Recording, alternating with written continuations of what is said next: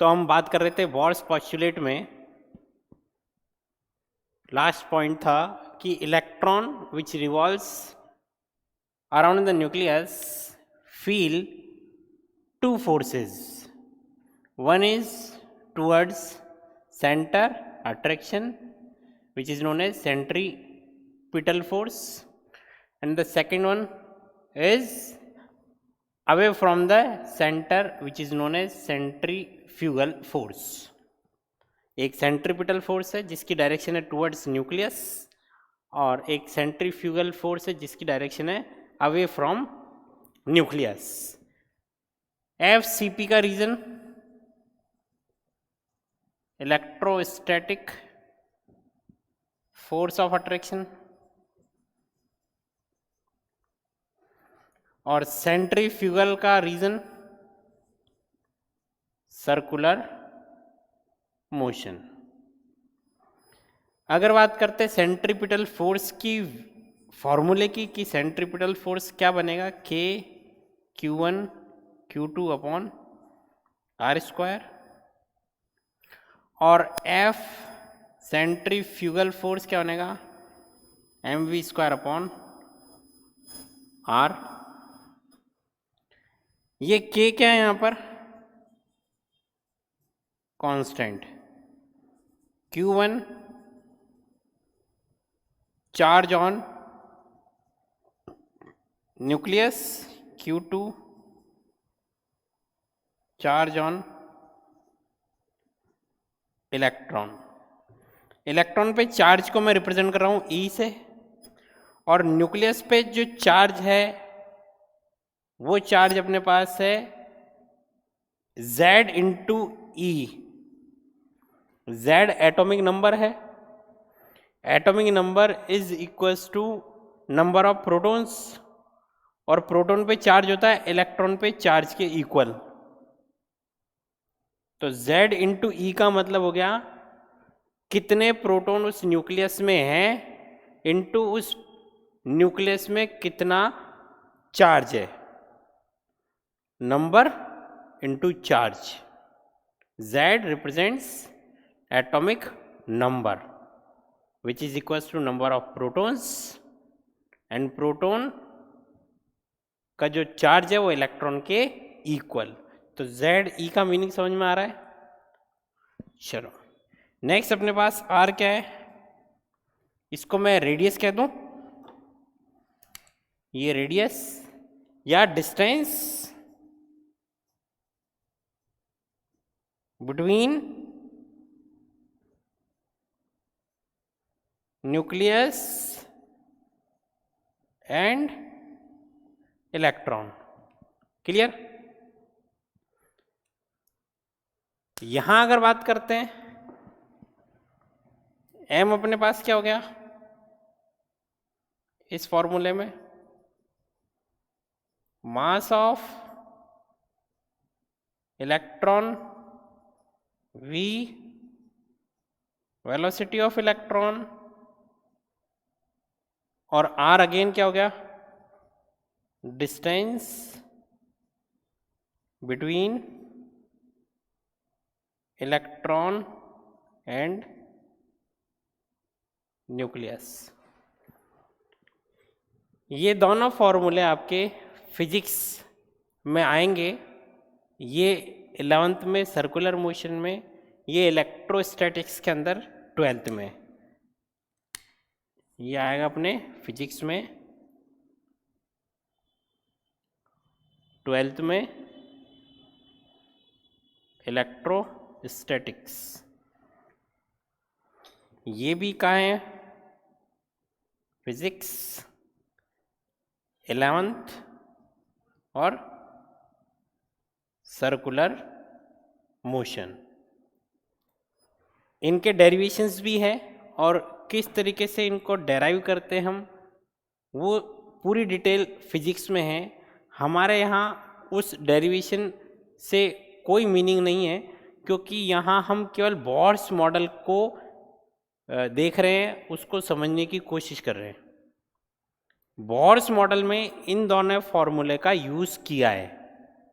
तो हम केवल बोहर्स मॉडल से रिलेटेड बातें करेंगे, इन फॉर्मूलों का केवल डायरेक्ट यूज़ करेंगे जैसे बोहर ने अपने डेरिवेशंस में किया था। क्लियर है? अब मैं बात करता हूं,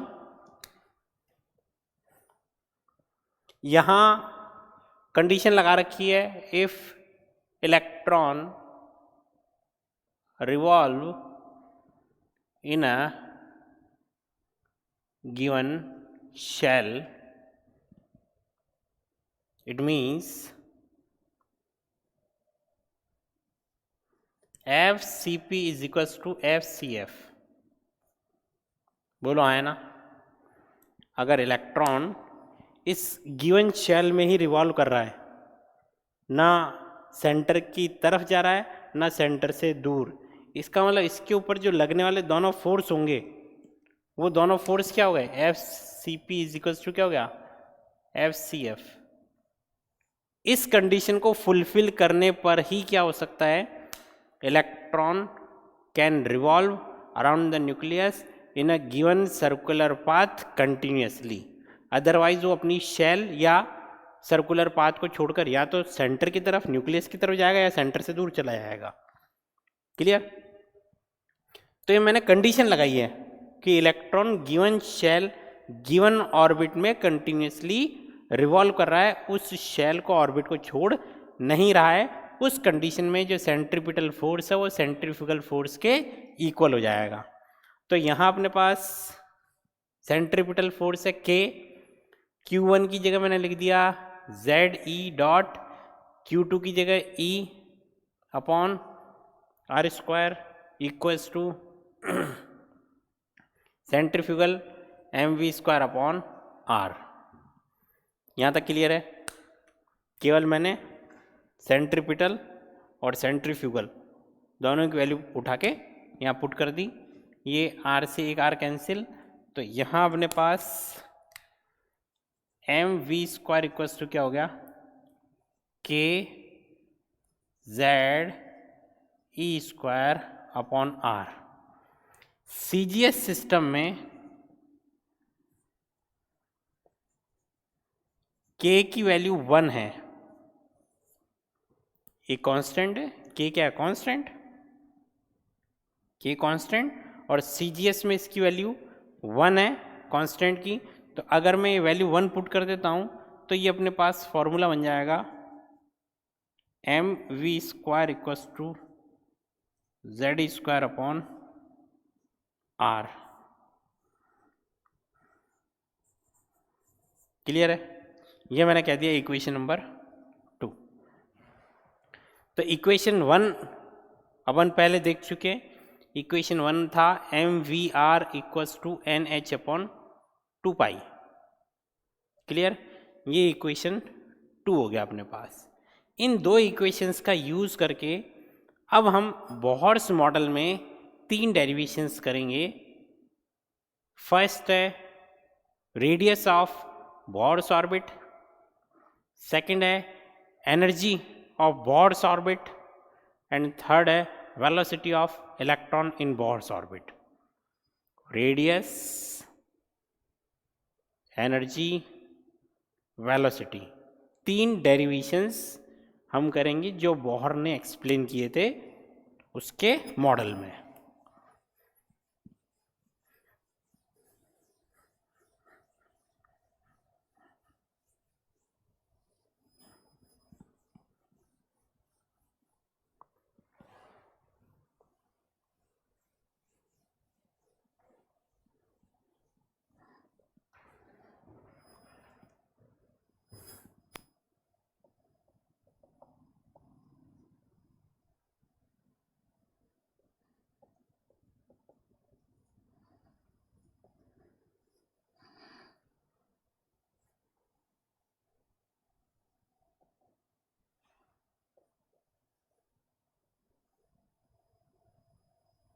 क्लियर?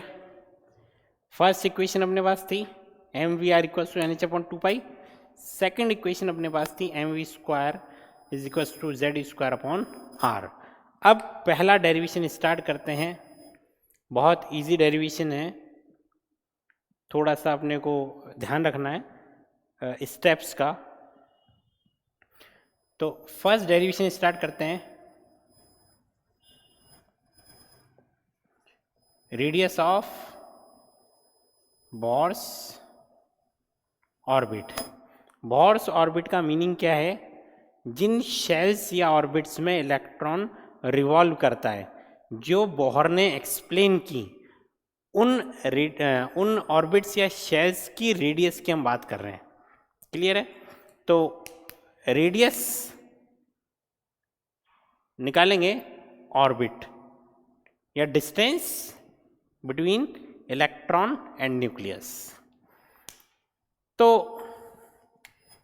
सबसे पहले हम बात करते हैं इक्वेशन फर्स्ट से, from equation 1 V equals to क्या लिख सकते हैं? M V R equals to N H upon 2 pi. तो V इक्वल्स टू क्या हो जाएगा? M और R इधर नीचे जाएगा, एन एच अपॉन 2 पाई M R। क्लियर है?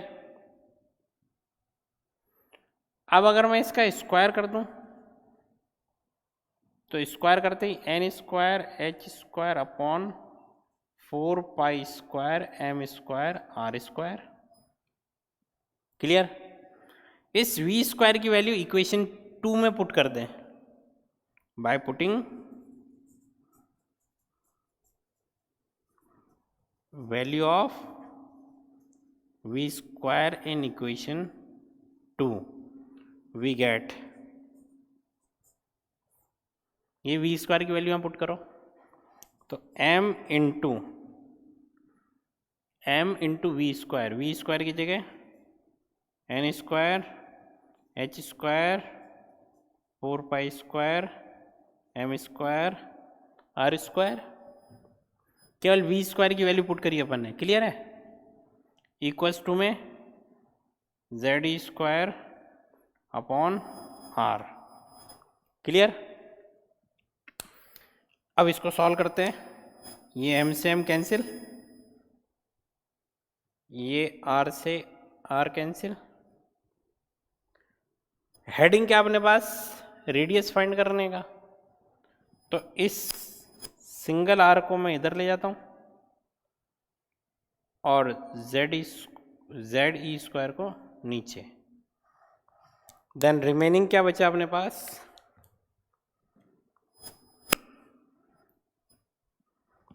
r इज इक्वल्स टू, ये r ऊपर आ चुका है, n square h square upon 4 pi square m z E square.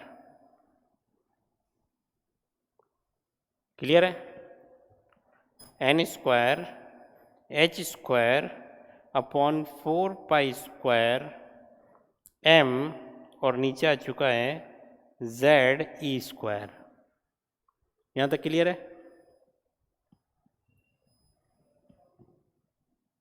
अब बात करते हैं इसमें वेरिएबल्स और कांस्टेंट्स, वेरिएबल्स एंड कांस्टेंट्स। तो वेरिएबल और कांस्टेंट को मैं सेपरेट कर रहा हूं।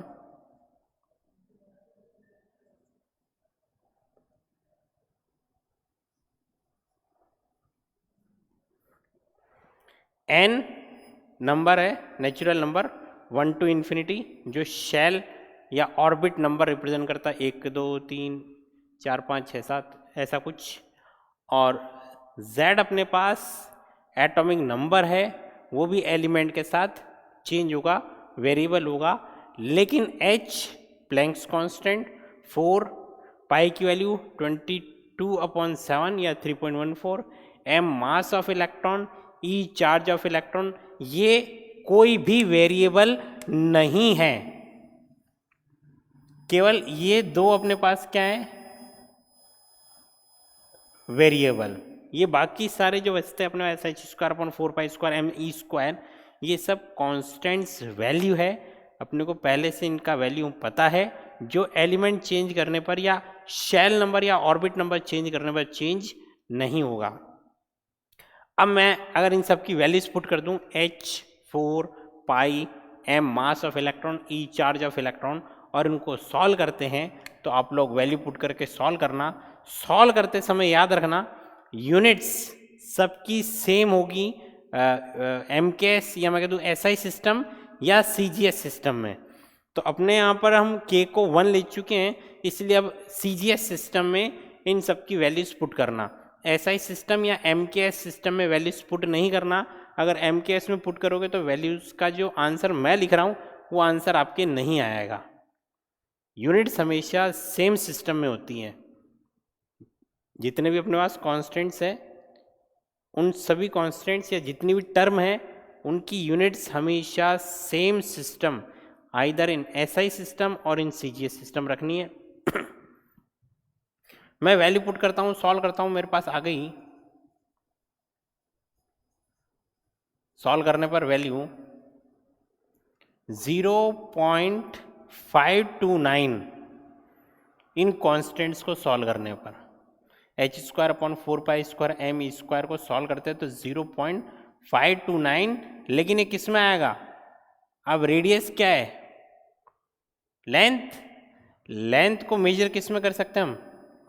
Metre, centimetre, angstrom, nanometre, picometre, ये एंगस्ट्रॉम है। अब ये 1 एंगस्ट्रॉम कितना होता है? 10⁻⁻10 मीटर। क्लियर है?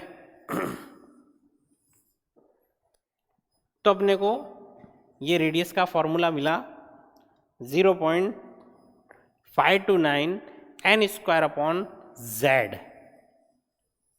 ये हमको फॉर्मूला लर्न करना है। इस पे बेस्ड हम बहुत सारे न्यूमेरिकल्स करेंगे कॉम्पिटिटिव एग्ज़ाम के लेवल पे, JEE और नीट, और 11th का जो अपना एग्ज़ाम है स्कूल एग्ज़ाम, उसके बिहाफ पे भी हम इसके ऊपर बेस्ड क्वेश्चंस करेंगे। तो डायरेक्ट अपने को फॉर्मूला भी याद रखना है, डेरिवेशन कैसे हुआ ये भी ध्यान रखना है। डेरिवेशन बहुत इजीली अपन सॉल्व कर सकते हैं using these two equations, mvr = nh/2π and mv² = z²/r। First equation से v का वैल्यू निकालकर v² बनाकर सेकंड इक्वेशन में पुट करके r को सॉल्व करना है। बहुत इजी है। क्लियर? नेक्स्ट डेरिवेशन अपन बात करते हैं। नेक्स्ट डेरिवेशन में क्या है अपने पास? Velocity of electron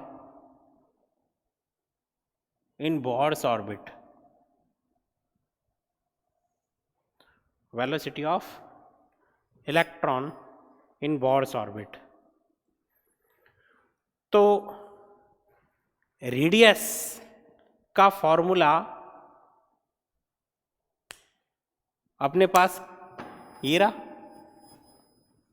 r = n²h²/4π²mze²।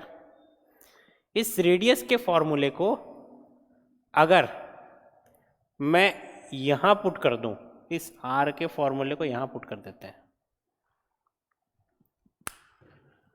तो फ्रॉम इक्वेशन 1 क्या मैं ऐसा लिख सकता हूं? v = nh/2πmr। v = nh/2π, और ये m और r नीचे आ गया, और r की जगह क्या पुट करना था? r ये पुट कर दूं यहाँ पर, तो v = जाएगा nh/2πm, r की जगह वैल्यू पुट करी n²h²/4π²mze²। बोलो क्लियर है?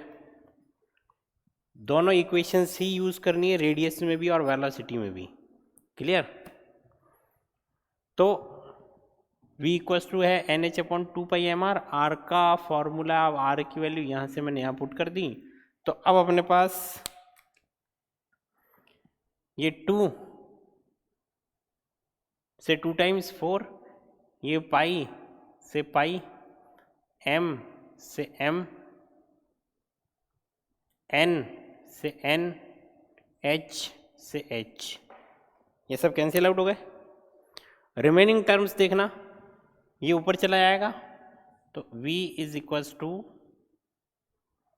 2 पाई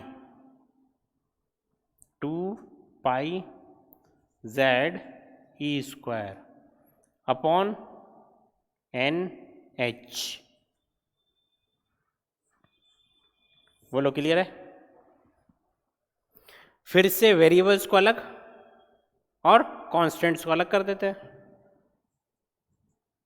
तो 2 pi e square upon h, ये z अपॉन n। z भी वेरिएबल है, n भी वेरिएबल है। z atomic number, n orbit और shell number, 2 constant, pi constant, e charge on electron constant, h Planck's constant, ये सब constants values है।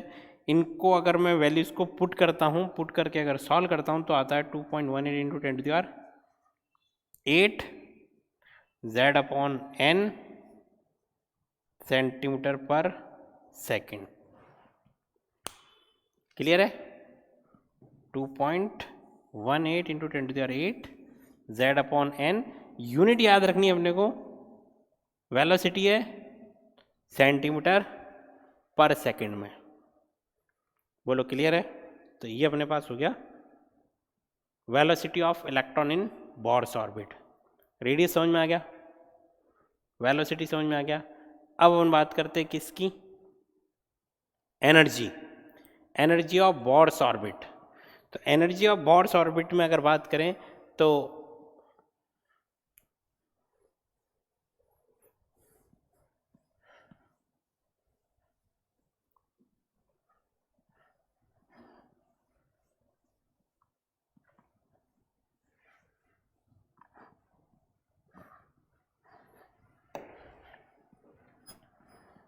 Third derivation अपने पास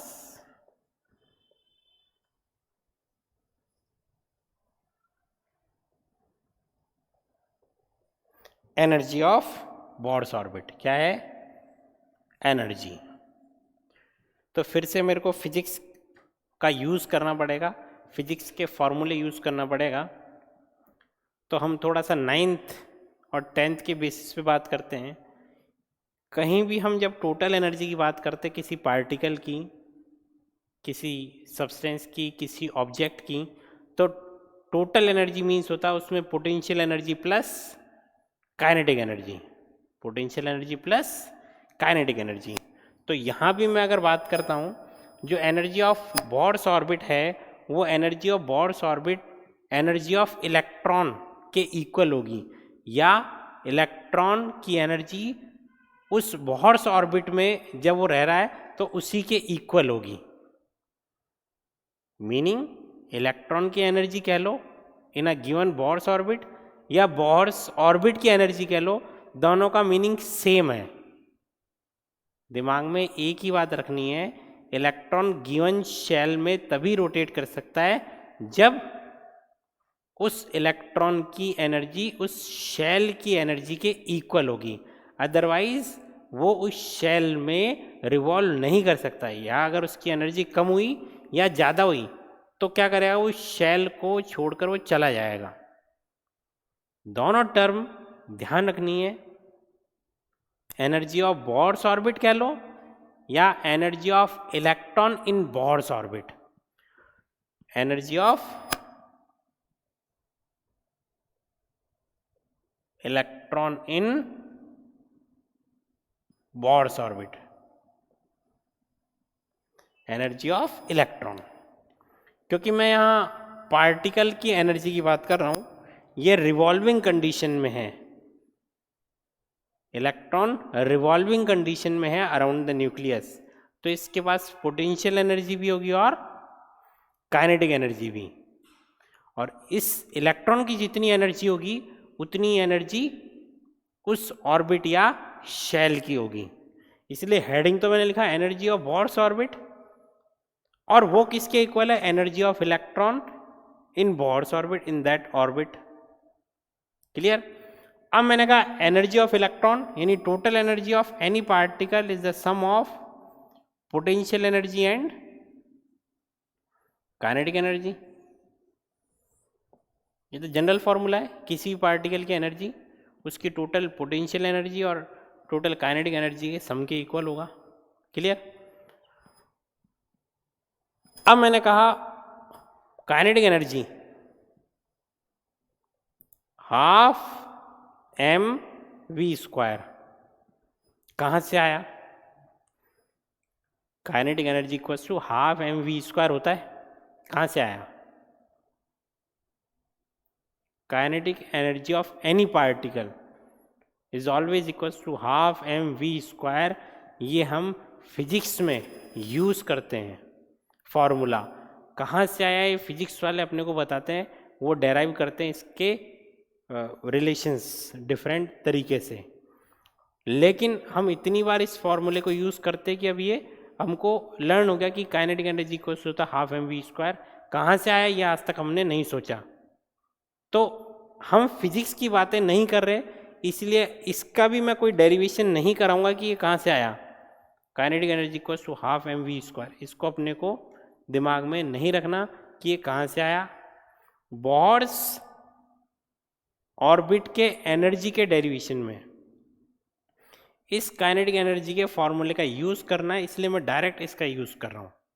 क्लियर? अब बात करते हैं पोटेंशियल एनर्जी। तो जस्ट लाइक काइनेटिक एनर्जी,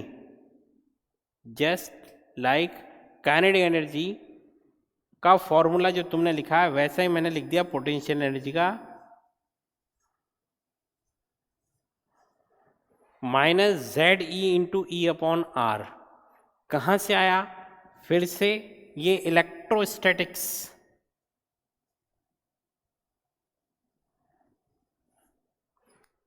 का फॉर्मूला है पोटेंशियल एनर्जी का, जहाँ पे जो ये नेगेटिव साइन है, ये नेगेटिव साइन किसको रिप्रेजेंट करता है?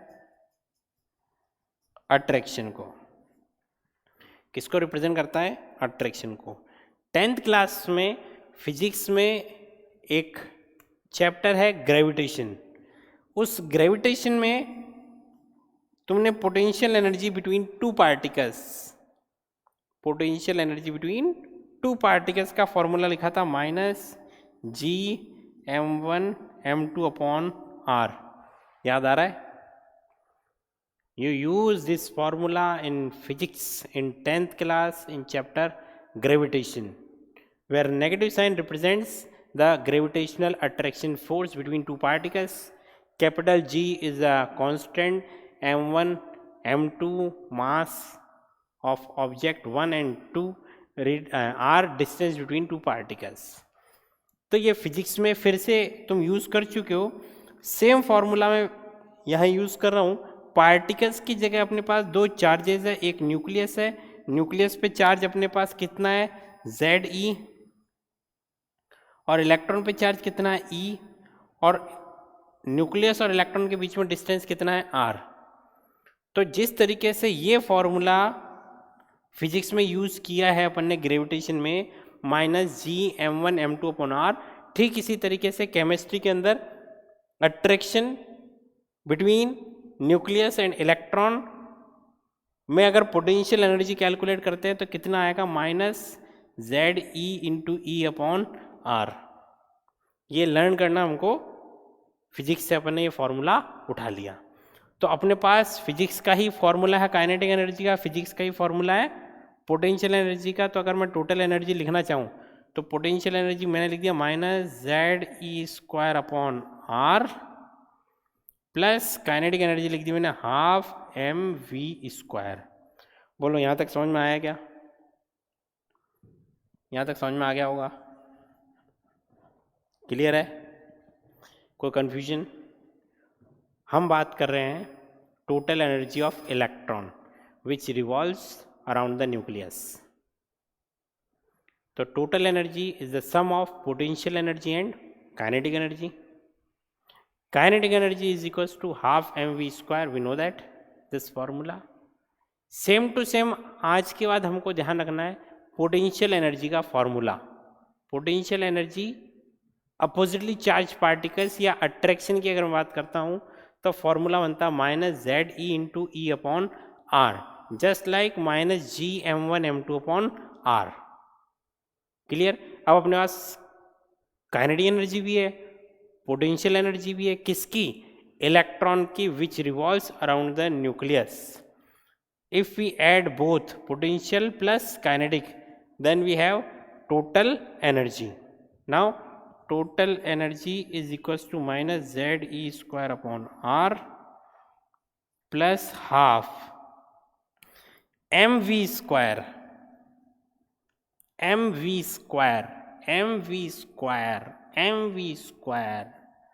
from equation 2.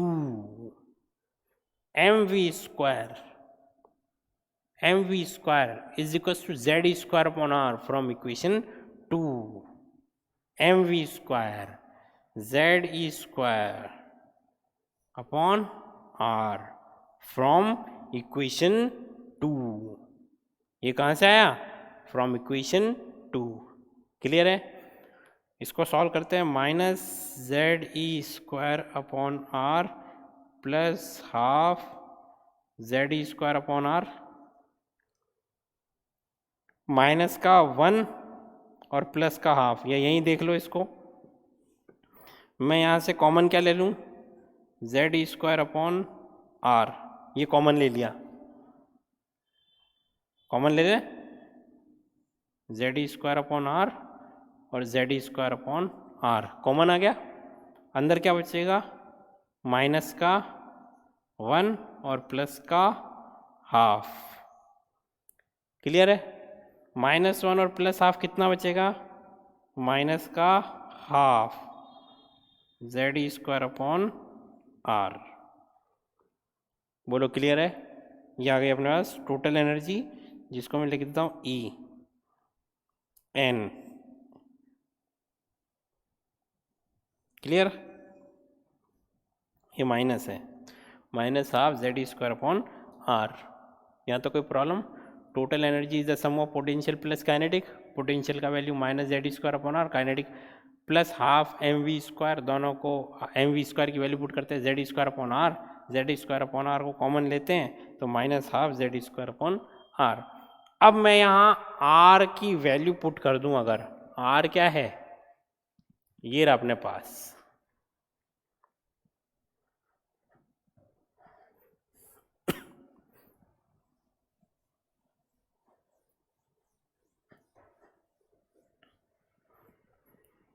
अगर बात करते हैं ये जो R का वैल्यू है, रेडियस ऑफ बोर्स ऑर्बिट, इस R का वैल्यू कहाँ पुट करना है?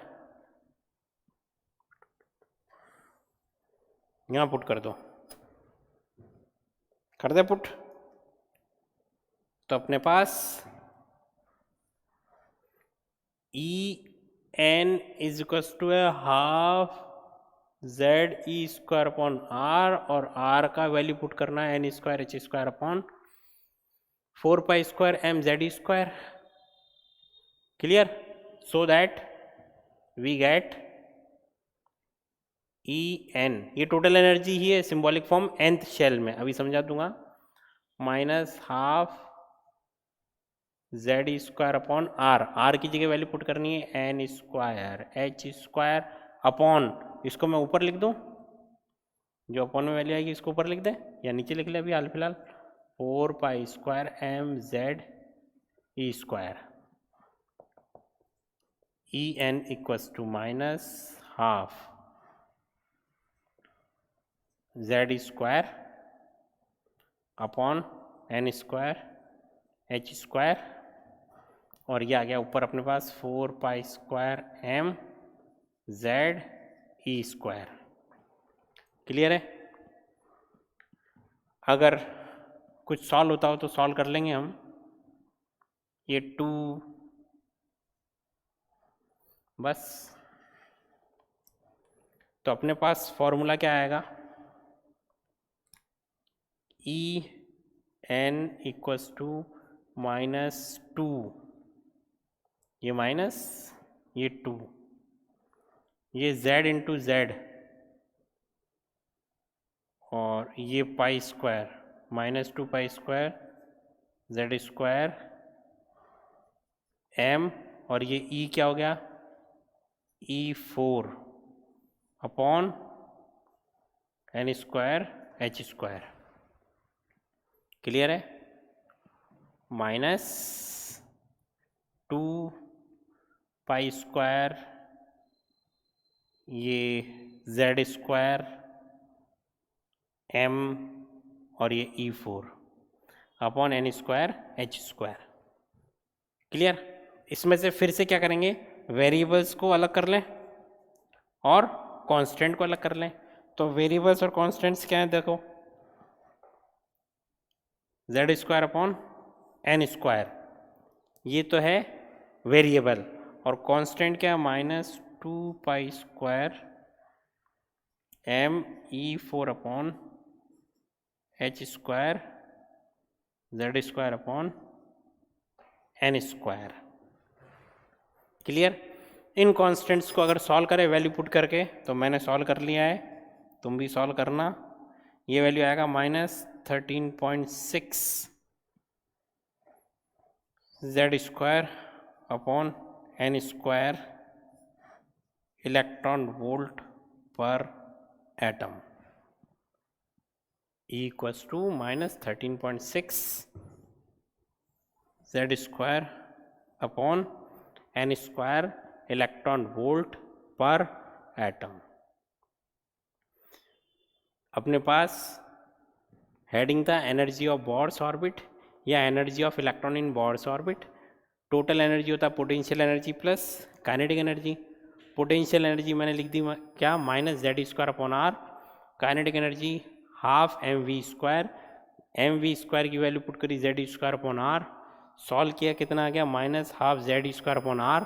r की वैल्यू अपने पास है n square h square upon 4 pi square m z ई स्क्वायर। ये r की वैल्यू अगर यहाँ पुट कर देते हैं, r की वैल्यू जैसे यहाँ पुट करते हैं तो अपने पास फॉर्मूला बन जाएगा, ले दे के finally -2 pi square m E4 upon h square z square upon n square. Constants को सॉल्व करने पर आता -13.6 Z square upon n square electron volt पर एटम। ये यूनिट ध्यान रखनी है अपने को। क्लियर है? ये यूनिट इंपॉर्टेंट है, इलेक्ट्रॉन वोल्ट पर एटम। अगर इस इलेक्ट्रॉन वोल्ट पर एटम को जूल पर एटम में चेंज करना हो, जो अपने एनसीईआरटी में गिवन है, जूल पर एटम, तो क्या करेंगे?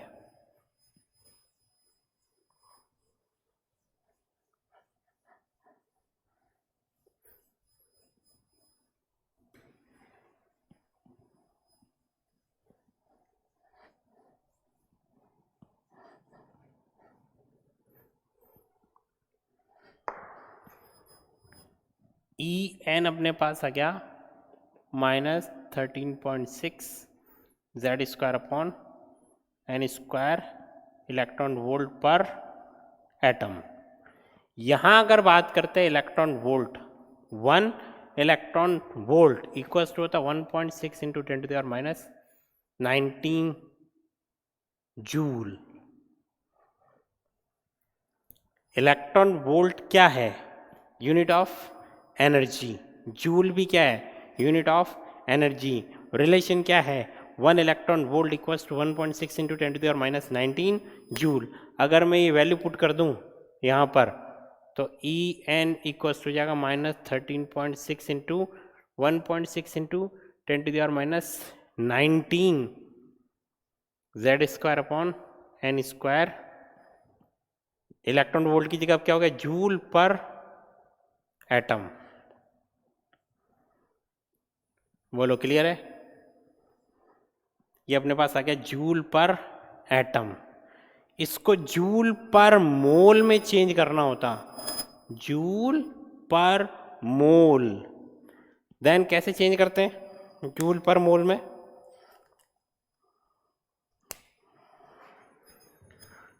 इन 1 मोल, 9th क्लास में पढ़ते हैं, in 1 mole how many particles are present? 6.022 into 10 to the power 23 particles are present. तो अगर मैं कहता 1 मोल इलेक्ट्रॉन, तो 1 मोल इलेक्ट्रॉन मीन्स होता 6.022 into 10 to the power 23 electron. अगर मैं कह दूँ एक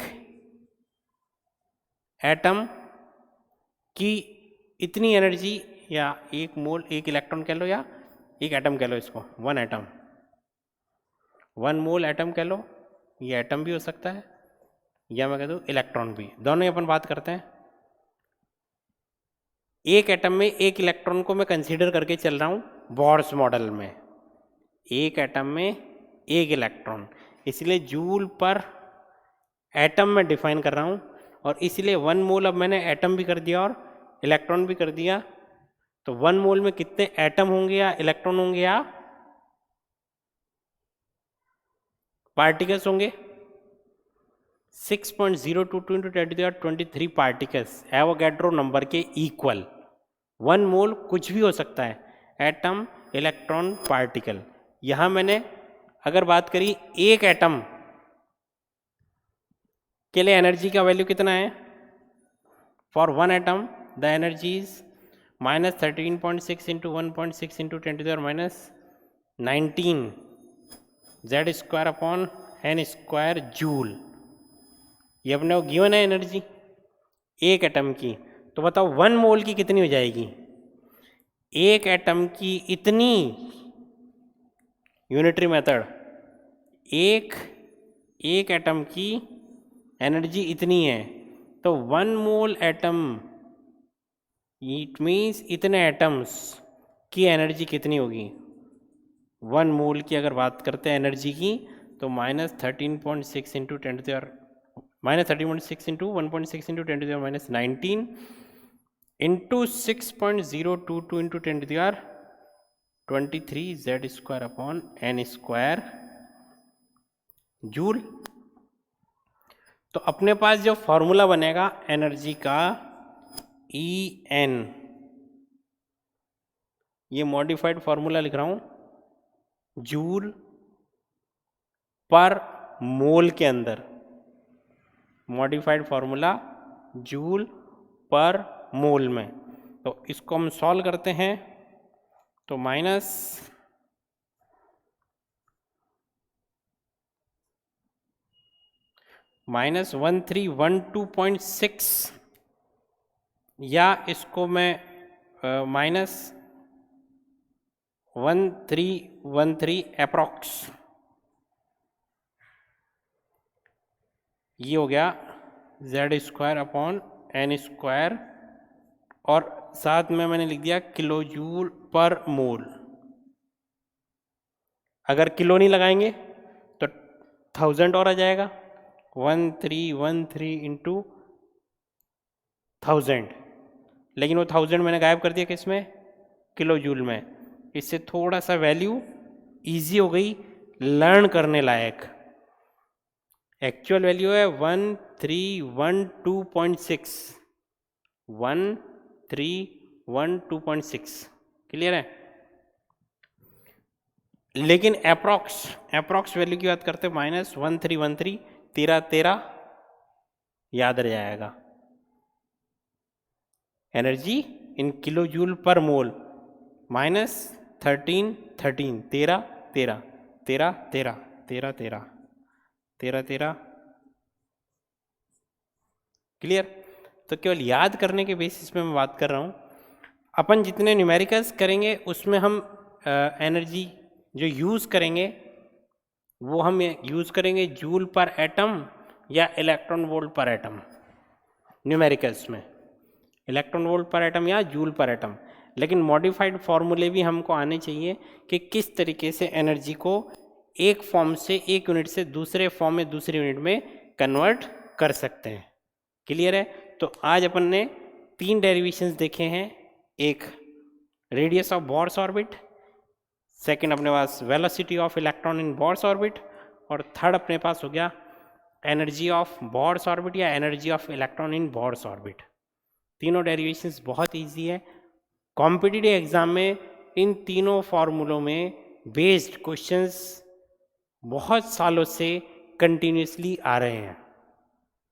तो अगर कंटिन्यूसली आ ही रहे हैं तो आगे भी आएंगे, ये पॉसिबिलिटी बनती है। बॉर्स मॉडल की सबसे इम्पॉर्टेंट पार्ट यही है, न्यूमेरिकल पार्ट बॉर्स मॉडल में, energy, velocity and radius. Previous years के पेपर्स को अगर देखते हैं तो कंक्लूजन ये निकलेगा कि इन तीन फॉर्मूलों में बेस्ड क्वेश्चंस की प्रैक्टिस हमको बहुत ज़्यादा करनी है। जितनी ज़्यादा हम प्रैक्टिस इन फॉर्मूले पे करेंगे, हमारे कॉम्पिटिटिव एग्ज़ाम में आने वाले क्वेश्चंस को हम उतना ही ईजीली सॉल्व करेंगे। तो अब जो नेक्स्ट हम देखने जा रहे हैं वो नेक्स्ट है इन तीनों फॉर्मूलों में बेस्ड बहुत सारे न्यूमेरिकल्स। ठीक है।